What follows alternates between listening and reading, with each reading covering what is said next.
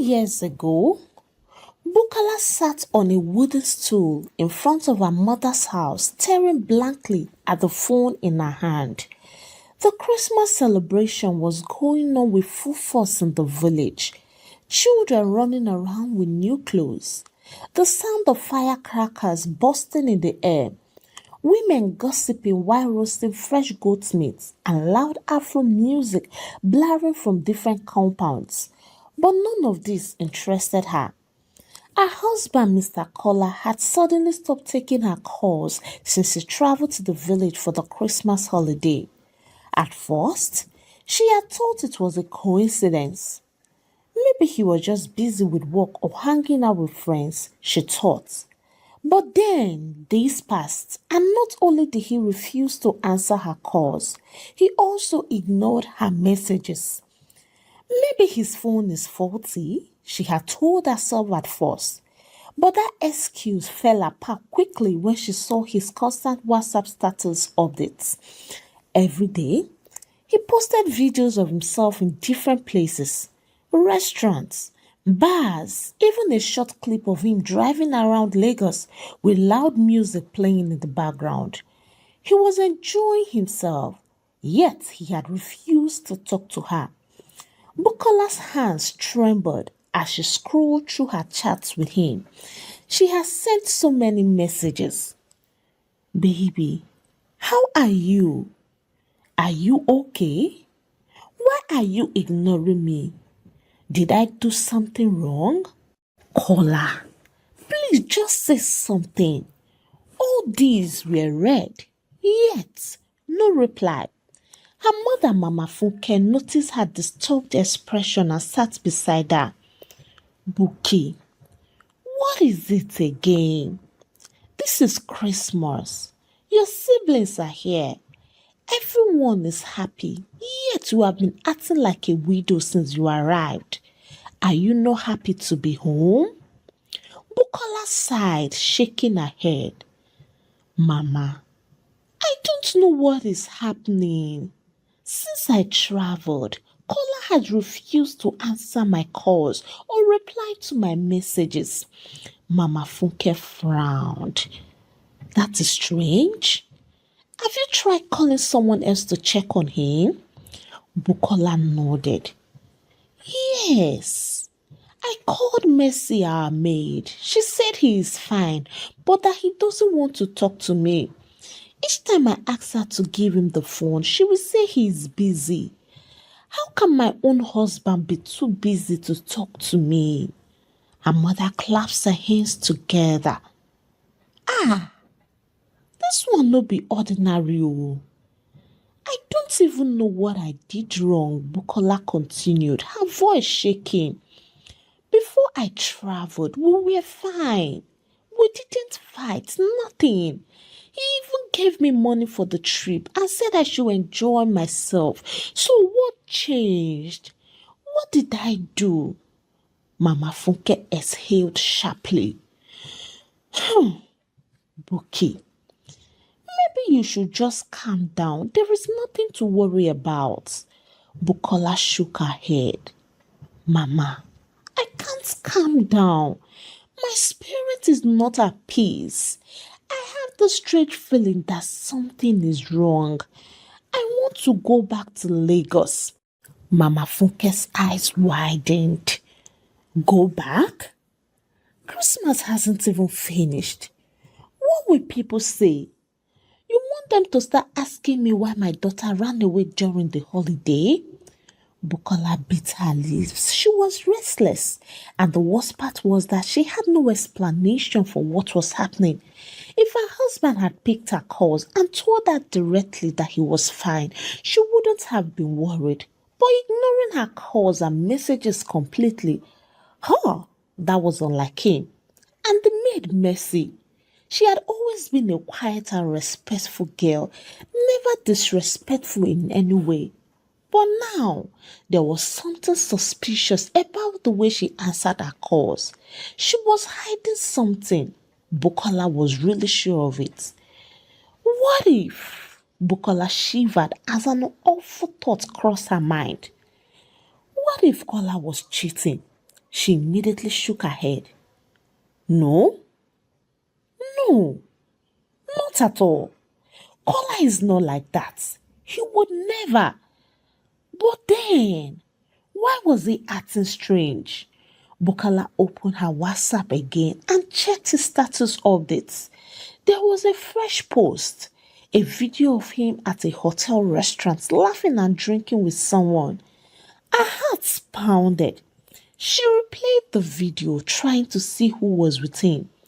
The person was mostly out of the frame, but for a brief seconds, she saw a hand, the shape of the knees, the slender fingers, her breath caught in her throat.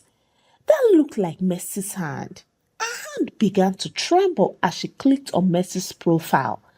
She hadn't checked her status update before, but now she needed to. Oh my God! Mercy had posted a picture of herself in a fancy hotel room. The bed behind her neatly arranged, and the lighting was exactly like the one in Kola's video.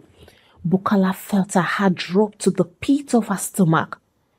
No, no, this can't be true. Her vision blurred as she tried to process what she had just seen. Could it be that my husband had been lying to me? Could it be that Kola ran away with our maid? Her hands went cold. Mama Funke noticed the sudden change in her daughter's face. Buki, what is it again? You are shaking. Bukola opened her mouth to speak, but no words came out. She couldn't believe it. This was supposed to be the best time of the year, a time for family and celebration. But instead, her world was crumbling before her eyes. What am I going to do now? Should I confront him? Should I call Mercy and demand an answer? Or is it too late? All these and many more were just going through her mind. The next day, she sat on the wooden bench in front of her mother's house, staring blankly at her phone screen. The Christmas lights hanging on the mango tree tinkled. Children ran around the compound with firecrackers, and the smell of jollof rice and grilled chicken filled the air.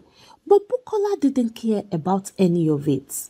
Her fingers moved sluggishly as she scrolled through her husband's WhatsApp status. Another video had been uploaded. This time, it was a clip of him laughing over drinks at an outdoor lounge. The Lagos City lights shimmering in the background. His face was bright, his smile wide. I mean, too wide, and he looked so happy. Bukola's chest tightened. For over a week, Kola had ignored her calls. At first, she had been desperate, calling every day, leaving messages, even reaching out to Mercy, their maid, for answers. But after Christmas Eve, she gave up. She stopped calling, but her mind was never at rest. She was supposed to be enjoying the holiday with her family in the village, but every moment was torture. At night, she lay awake on her old childhood bed, replaying memories in her head, trying to figure out what had gone wrong. Have I done something to upset Kola? She would ask herself in silence, but nothing made any sense. And that feeling of unease grew stronger every passing day. By the time Christmas morning arrived, Bukola had made up her mind. She was going back to Lagos. The next morning, just a day after Christmas, before the sun had fully risen, Bukola and her 3-year-old son Timmy were already on their way back to Lagos. Her mother had protested, trying to convince her to wait until after the New Year celebration, but Bukola couldn't.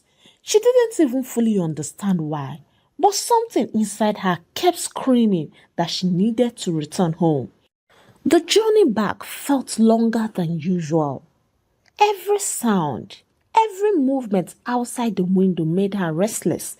Timmy sat quietly on her lap, playing with her phone, unaware of the storm building inside his mother. As they approached their estate, Bukola felt her heart pounding against her chest. She had no idea what she was expecting, but she wasn't prepared for what she was about to see. The taxi pulled up in front of their house and the gateman rushed to open the gates. He greeted them cheerfully as though everything was normal. Madam, welcome. How'd your trip go? Bukola forced a smile. Fine, Babajide. How is everything? Everything dey fine, madam.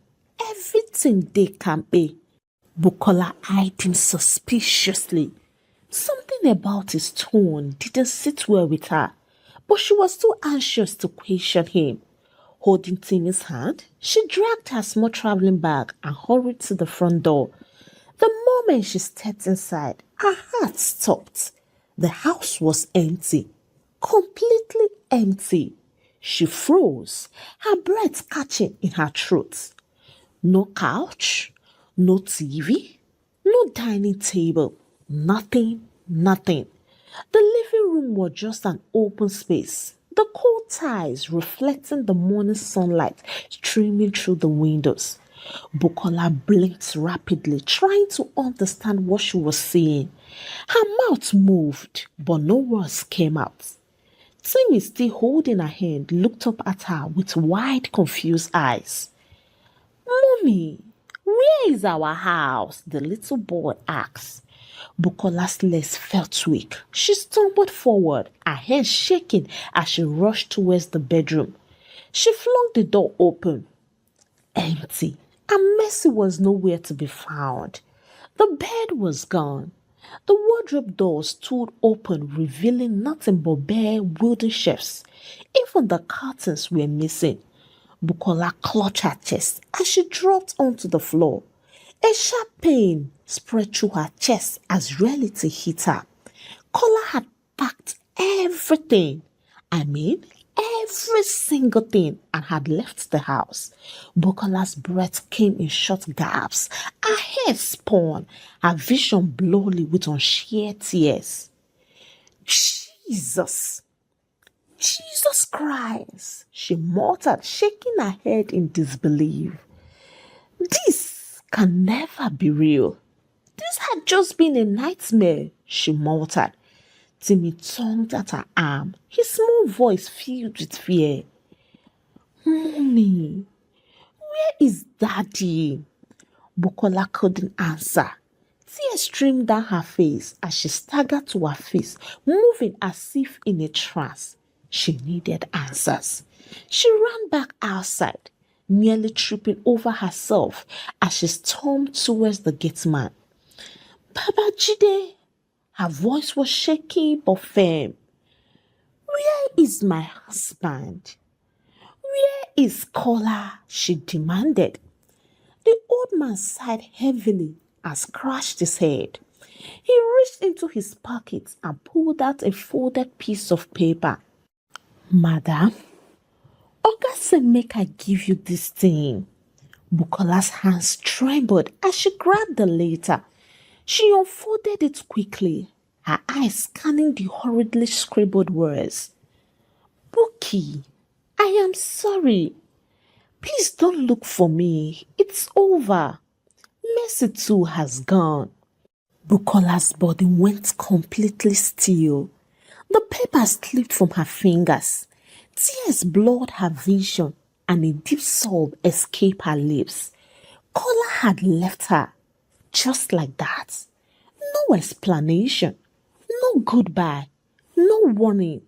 Just 3 cold words. It is over. Bukola clutched her chest as the weight of those words crushed her soul. The world around her faded. The sounds of the estate, the chatter, the honking cars, all of it became distant noise. Her knees buckled as she fell to the ground. The pain was unbearable. Timmy started crying beside her, pulling at her dress. But she couldn't even comfort him because she was drowning herself.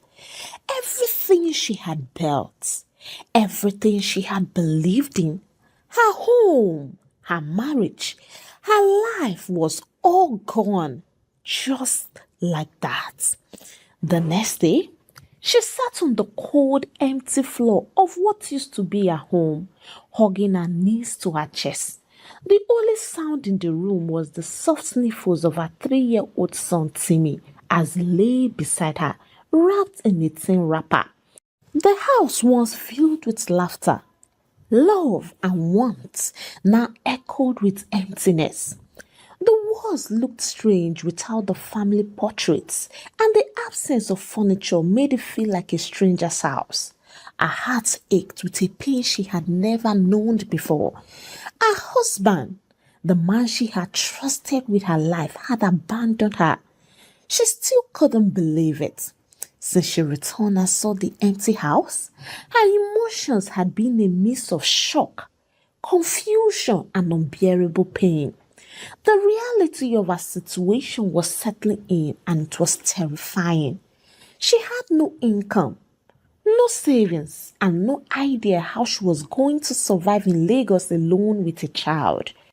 Her mother had called countless times, pleading with her to return to the village, but Bukola refused. Buki, please, you have to come home.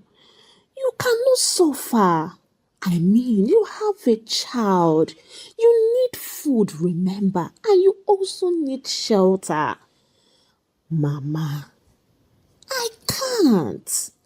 I can't come back, Bukola replied, whispering into the phone, staring at the ceiling as hot tears rolled down her cheeks. She knew it would be difficult. She knew life in Lagos was not easy, especially with no source of income. But something inside her refused to give up. She was not going to let Kola's betrayal define her life. With the little money she had left, Bukola bought a mattress. It wasn't much, but at least she and her son will have something to sleep on instead of the hard floor. She also got a small gas stove and small food items. It was a start, no matter how small. Each night, as she lay beside her son in the dark, she whispered words of strength to herself. I will survive. I will rise again. Kola has got nothing on me. A few days later, she heard a knock on the door. She hesitated before opening it, wondering who it could be. Standing outside was Mr. Tom, her husband's close friend. Buki, he said, looking around the empty house in shock. What happened here? Bukola swallowed the lump in her throat. Kola left, she whispered, looking away. Mr. Tom sighed deeply and stepped inside, taking in the empty space. His face softened with pity as he turned to look at her. I heard what happened, he said gently. I am so sorry. Bukola nodded, her eyes filling with fresh tears. She had always known Mr. Tom as a kind man. He and Kola had been friends for years, and she had always respected him. But now, seeing the sympathy in his eyes, she felt ashamed of how much her life had fallen apart. Buki, Mr. Tom said after a long silence, what are your plans? How do you intend to survive here with your son? Bukola sighed. I don't know, she admitted. I have been thinking.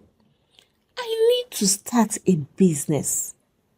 I need to start something, no matter how small, just to feed my son and myself. Mr. Tom nodded thoughtfully. What kind of business do you have in mind? Bukola thought for a moment. She had always loved jewelries, beautiful earrings, necklaces, and bracelets. She had a good eye for quality designs. I want to sell jewelry, she said with a quiet determination. A small smile formed on Mr. Tom's lips. That's a good business.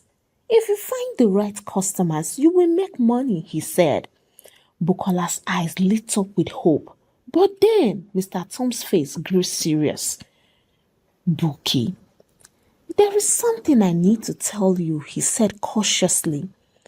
Bukola's heart skipped, and she asked, what is it? He sighed heavily before speaking.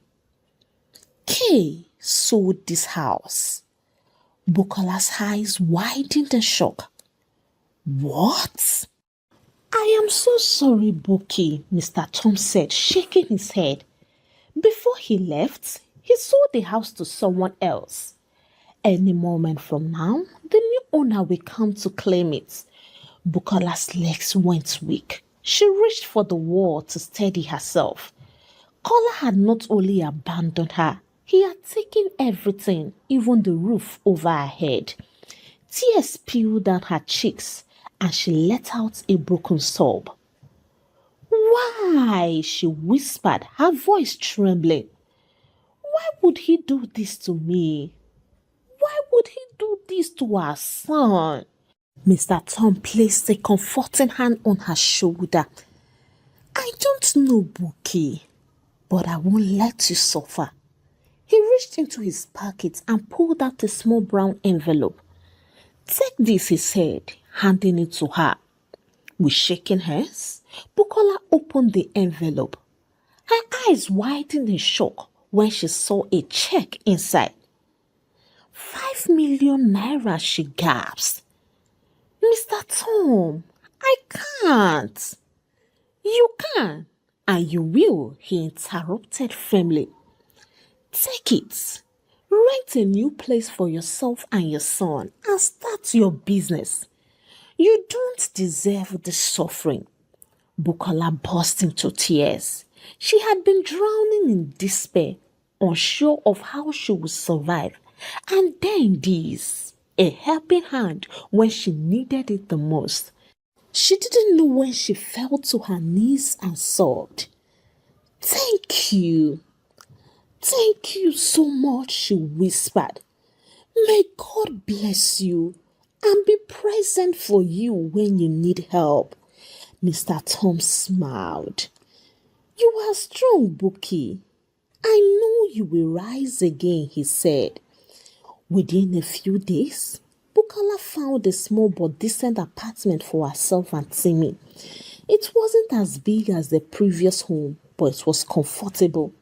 She used the remaining money to invest in her jewelry business, carefully selecting beautiful pieces from trusted suppliers. Then, something unexpected happened. Her business boomed. She found a great location near a busy shopping complex where women love to buy accessories. The first day she set up a small display, she sold out almost immediately. By the second week, she had returning customers. By the third month, she was making good money. Her confidence grew, and for the first time in months, she smiled again. She could afford to take care of herself and Timmy. She wasn't just surviving, she was thriving. But deep down, in the quiet moments, she still wondered where Kola was and why he left. It had been months since Buki started her jewelry business and she was finally beginning to feel like herself again. She had put the pieces of her shattered life back together, slowly but surely. Every day, she worked hard to make sure she could provide for her son Timmy. The pain of what had happened still lingered, but she pushed it aside, focusing on the present and the future. One afternoon, as she was preparing her jewelry display for the day, her phone rang. And guess what? It was Mr. Tom. Bookie, he said, his voice tensed. I need you to meet me somewhere. I will explain everything when you get there. Bukola's heart skipped. She hadn't spoken to Mr. Tom in a few weeks, and something about his voice made her feel uneasy. She agreed to meet him without asking any questions. She didn't know why, but with strange feeling in her stomach told her this meeting would change everything. She put her phone down. gathered her things, and made her way to the location Mr. Tom had told her. It was a hospital on the outskirts of the city. When she arrived, she saw Mr. Tom standing near the entrance. He looked serious, his face shadowed with concern. "Bookie," he said as he saw her approach, "follow me. I need to show you something." They walked through the corridors of the hospital, and as they entered the room, Bukola froze. There, sitting in a wheelchair, was her husband Kola. His face was pale, his eyes hollow, and his body seemed frail. He had lost a lot of weight, and his once strong frame was now weak and fragile. Bukola gasped, her hand flying to her mouth. "Kola, is this really you?" Her heart raised. "How is this possible? Just months ago, you have been healthy and vibrant, and now you are sitting in front of me helpless and broken?" Kola looked up at her, his eyes filled with regret and sorrow. He opened his mouth to speak, but his voice was shaky. "Bukola, I never wanted this to happen. I never wanted to hurt you." Bukola could hardly believe what she was hearing. She had so many questions, so many emotions swelling inside her, but she couldn't speak. She just stood there staring at him. Mr. Tom stepped forward. "Kola, you need to tell her the truth. I mean, the whole truth, because it is time." Kola nodded slowly. His hands trembled as he adjusted the wheelchair, and he took a deep breath before speaking. "Bukola, I ran away with Mercy, our maid. I was tired of everything. I was tired of work, tired of life, and I thought maybe running away would give me the freedom that I needed. We rented a house somewhere, and for a while, things seemed okay. But then, one morning, I woke up and she was gone. She had taken everything. My money, my documents, even the things I had worked so hard for. She disappeared without a trace." Bukola's heart sank. She could hardly believe what she was hearing. Mercy, the maid she had trusted, had done this? She couldn't fathom it. Kola continued, his voice shaking with emotion. "I didn't know what to do. I was devastated. I felt like everything had been taken from me in an instant. I tried to reach her, but it was too late. The shock was too much for me, and it resulted in a stroke. I can't walk and I can't speak properly. My whole world is crumbled." Bukola felt a wave of emotion wash over her. Anger, confusion, sadness. How could Kola have let this happen? He had always been strong. He had always been in control. But now, here he is, a broken man. But that's not all. Kola continued, his voice barely a whisper. "Mercy, she was on her way to Ghana when she had an accident. She died. All the things she stole from me are all gone and can't be found." Bukola could feel her legs growing weak, her body trembling with shock. She had so many questions, but they all seemed pointless now. What was the point of knowing why Kola had done this? He had left her, abandoned her family, and now he was telling her this tragic story of loss and regrets. Kola reached out with shaking hands, his eyes filled with tears. "Bukola, I know I hurt you. I know I made a terrible mistake and I am so sorry. Please forgive me. I never meant for any of this to happen. I know I don't deserve it, but please give me another chance. Bukola stood there staring at him, her chest tight with pain. She wanted to scream at him, to ask him why he had done this, to demand answers for the broken pieces of her life. But instead, she felt an overwhelming sense of emptiness. She had spent so much time trying to understand why Kola had left. But now, hearing the truth, she realized that nothing could fix the damage he had done. She shook her head, her voice barely a whisper. You left me. You abandoned me and Timmy. You sold everything we had.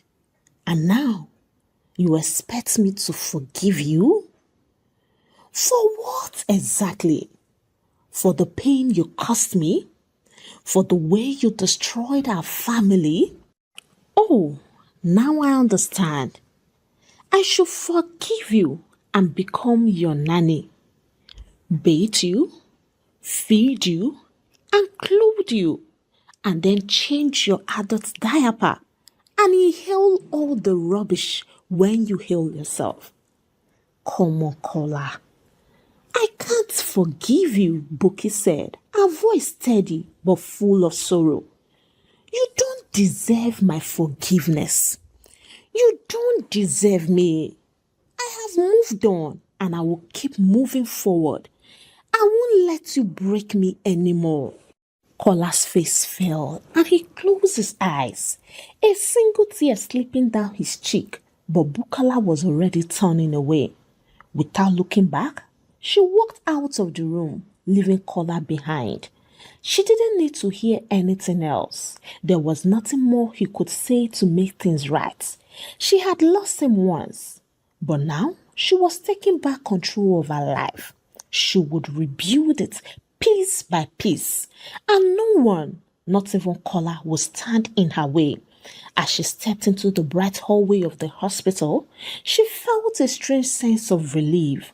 She had made the hardest decision of her life, and though the pain would never fully go away, she knew she had made the right choice for herself and for Timmy.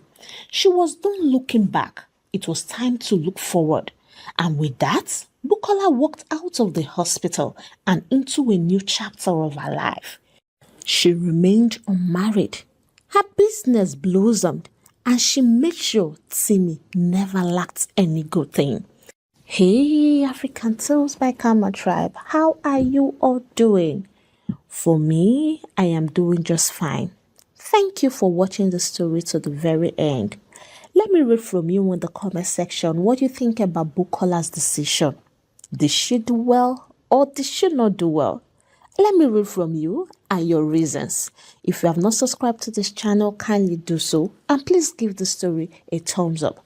If you like what I'm doing on this channel and you wish to support me, kindly use the link on my bio or the link on the description of this video to buy me coffee. You can as well buy me a super thanks. Until I bring another exciting story your way, it is a goodbye from here and God bless you.